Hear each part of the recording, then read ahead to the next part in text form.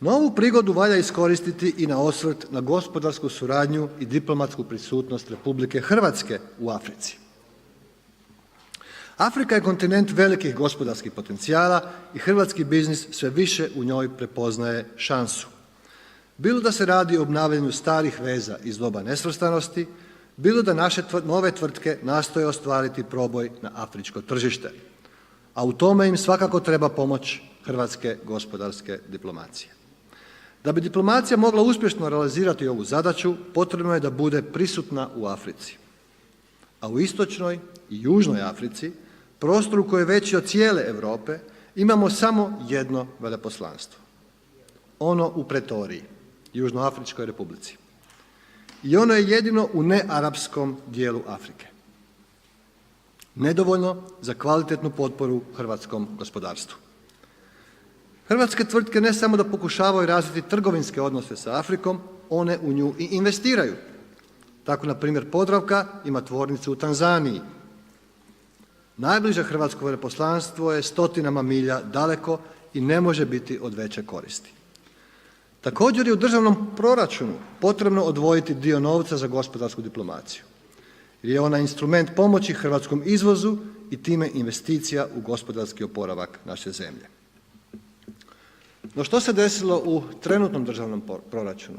Jedino ministarstvo, koliko sam ja imao priliku vidjeti, kome je smanjen proračun, je Ministarstvo vanjskih poslova i to upravo na stavci gospodarske diplomacije.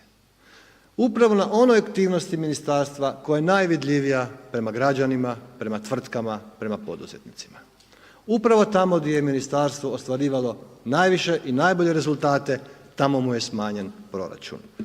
Tako da ja ne znam kako se takva politika prema Ministarstvu vanjskih poslova uklapa u ukupnu politiku Vlade i deklarirani prioritet ove države i Vlade, a to je oporavak gospodarstva.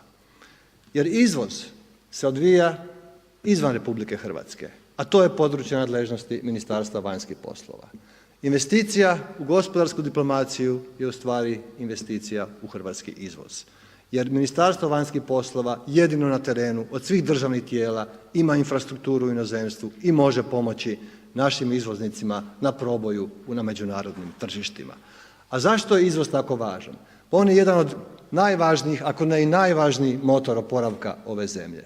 Hrvatska je relativno malo tržište. Kupovna moć našeg stanovništva je relativno skromna, nažalost.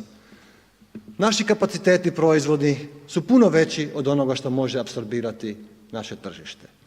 Jedina šansa da prodamo, da zaradimo je na međunarodnim tržištima.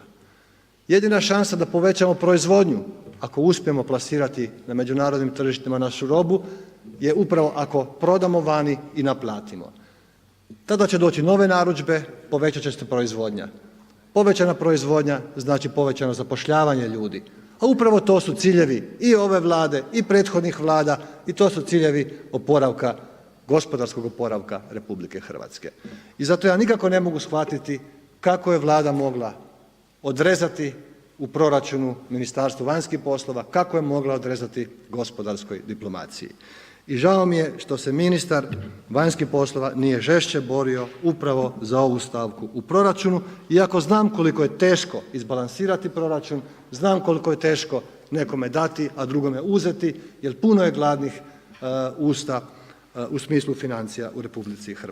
Ali ovo je investicija u naš oporavak. Investicija u gospodarsku diplomaciju je investicija u oporavak gospodarstva RH.